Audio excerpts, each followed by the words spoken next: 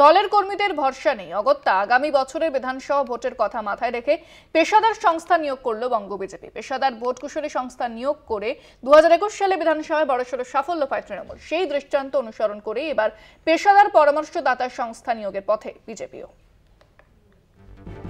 দলের রাজ্য থেকে জেলা এমনকি মণ্ডল স্তর পর্যন্ত রন্ধ্রে রন্ধ্রে গোষ্ঠী বিবাদে জর্জরিত রাজ্য বিজেপি।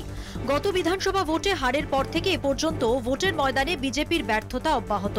পরিস্থিতি মোকাবিলায় আর বর্তমান দলীয় কর্মীদের উপর আস্থা রাখতে পারছে না রাজ্য বিজেপি নেতৃত্ব। তাই পেশাদার সংস্থা নিয়োগ করেছে পদ্ম শিবির। সবেতন কর্মী নিয়োগ থেকে যাবতীয় সমীক্ষা করে রাজ্য নেতৃত্বকে নানা বিষয় সুপারিশ করবে ওই সংস্থা। কর্মী পদে আবেদনকারীকে হিন্দুত্ববাদে আস্থাশীল হতেই হবে। প্রার্থীর বয়স অনধিক 35 বছর। শিক্ষাগত যোগ্যতা স্নাতক। কম্পিউটারে MS অফিস ও এক্সেল জানা আবশ্যক। ল্যাপটপ ও গুগল ব্যবহারে অভ্যস্ত হতে হবে। নিজস্ব স্মার্ট মোবাইল ও বাইক বা স্কুটার থাকতে হবে। মাসিক বেতন 35,000 টাকা। RSS এর কর্মীরা অগ্রাধিকার পাবেন, কিন্তু অন্যান্য হিন্দু সংগঠনের সদস্যরাও আবেদন করতে পারবেন। বিজেপির গায়ে বহিরাগত তকমা পড়তে পারে এই আশঙ্কায় ওই সংস্থা রাজ্য থেকেই কর্মী নিয়োগের পরিকল্পনা নিয়েছে।